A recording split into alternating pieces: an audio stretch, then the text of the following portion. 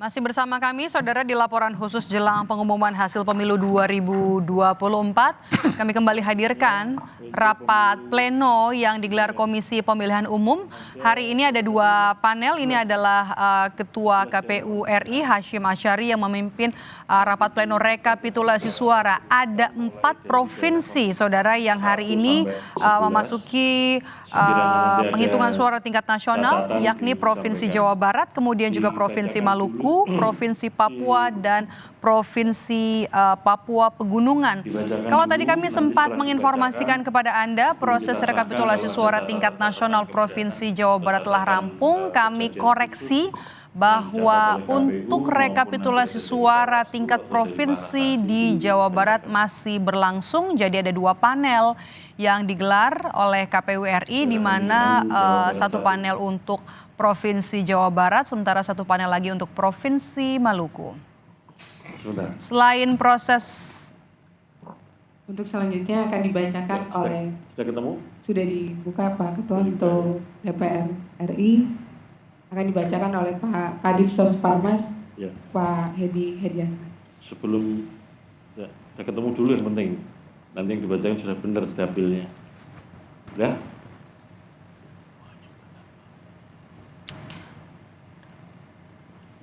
Udah? Kalau menurut saya begitu ya, dibacakan dulu hasilnya sampai selesai, baru setelah itu kalau ada catatan keberatan baru disampaikan. Kalau catatan keberatan kan sudah tahu ada apa yang berat, nah kan gitu. Kalau belum tahu ada apa-apa sudah catatan keberatan juga repot. Jadi dibacakan dulu baru ada catatan keberatan. Silakan. Ya, silakan. Izin pimpinan, terima kasih. Jadi saya tergelitik dengan 2 hal. Yang pertama mohon maaf ini dari paslon 01. Jadi saya tambahi apa yang disampaikan oleh teman-teman KPU Provinsi. Jadi selain keadaan yang dikatakan tadi, mengapa baru hari ini? Kami dari Golkar yakin itu dilakukan karena teman-teman KPU Provinsi ingin hati-hati betul dalam menjaga suara yang sudah diberikan rakyat pada paslon dan partai politik serta DPD. Apalagi saya tahu Ketua KPU Jawa Barat ini sebelumnya kan Ketua KPU Bogor. Dengan pemilih terbesar. Iya, apalagi saya tahu juga KPU Jawa Barat itu dibina sama Bung Idham Holik, ya kan? Yang hidupnya itu mengabdikan diri untuk penyelenggaraan pemilu, gitu. Jadi saya nggak ragu dengan apa yang yakin, bahkan hakul yakin. Ya. Lalu yang kedua, saya tergelitik dengan begini, Ketua.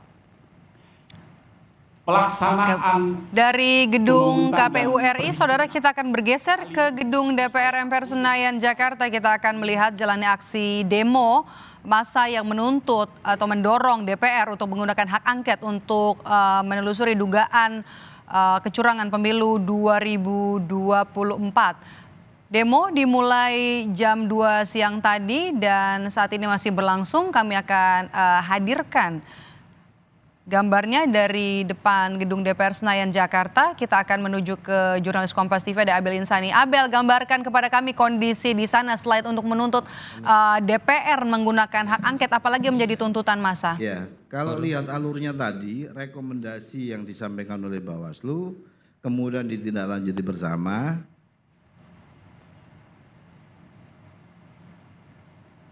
Dan juga kondisinya saat ini di depan gedung DPR RI, karena memang untuk saat ini sudah berlangsung aksi unjuk rasa yang memang rencananya tadi dimulai pukul 14, tetapi baru dimulai pukul 14.30 dan hingga saat ini massa terus berdatangan memang secara bergantian, ya Medop, artinya secara bertahap begitu.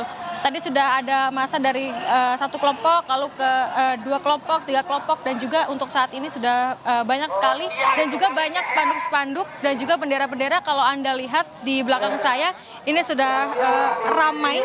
Mereka menuntut, ada beberapa tuntutan, Maidop dan juga saudara. Mereka menuntut agar dari DPR segera melaksanakan hak angket begitu ya, di mana hak angket ini memang untuk saat ini masih panas begitu isunya, dan dari masa yang datang hari ini mengingatkan kepada DPR agar bisa segera melaksanakan hak angket atau mengambil hak angket, karena untuk saat ini dari DPR masih ada waktu untuk menelusuri dugaan kecurangan yang terjadi pada pemilu 2024. Nah, untuk saat ini, Maidop dan juga saudara, situasinya memang ramai. Kalau Anda lihat di sana juga ada spanduk besar dengan bertuliskan meminta agar Presiden Joko Widodo turun dan juga meminta agar Presiden Jokowi ditangkap. Mereka juga meminta agar DPR ini mendengar suara mereka. Begitupun orasi yang dilakukan, ini sudah dilakukan sejak tadi.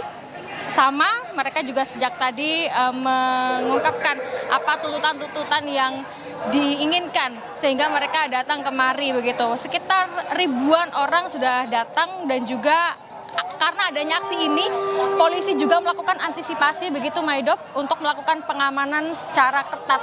Memang demo ini tidak dilakukan hari ini saja Maidop, tetapi sejak kemarin ini sudah dilakukan. Demo ini terus dilakukan secara bertahap, dan hari ini merupakan hari di mana besok adalah terakhir rekapitulasi hasil pemilu akan diumumkan. Nah, mereka datang ke sini juga untuk meminta agar KPU ini berlaku adil begitu terkait dengan hasil pemilu, tidak ada kecurangan, dan juga mereka meminta agar hak angket ini segera dilaksanakan oleh DPR maksud saya. Dan untuk lalu lintas, memang rekayasa lalu lintas dilaksanakan di sini Maidop terkait dengan jalan di depan kantor DPR RI atau gedung DPR RI. Ini ditutup secara total sehingga satu ruas jalan ini memang digunakan untuk ribuan massa yang melakukan aksi demonstrasi hari ini. Untuk polisi terus melakukan pengamanan dan terus memperketat, terlihat dari ribuan personel yang juga diterjunkan, brimob yang tadi juga sudah terjun di sini, ada di bagian dalam gedung, ada juga di bagian luar gedung, termasuk ada di dalam sekitar tol begitu ya. Di dalam sekitar tol ini tidak hanya dari polisi saja, tapi juga ada personel gabungan yang juga melakukan pengamanan dan juga penertiban aksi demonstrasi atau aksi unjuk rasa pada siang hari ini. Masih terus berlangsung dan tuntutan-tuntutan masih terus digaungkan hingga saat ini Maidop. Untuk saat ini juga kami masih melihat bagaimana antusiasme dari peserta demonstrasi begitu ya, atau aksi unjuk rasa ini dilakukan. Kembali ke Anda Maidop. Abel, demo masih terus berlangsung. Bagaimana dengan pengalihan arus lalu lintas di sana? DPR dari arah Gatot Subroto menuju ke Selipi masih bisa dilewati atau tidak? Kemudian juga fasilitas Transjakarta apakah juga ikut terdampak, Abel?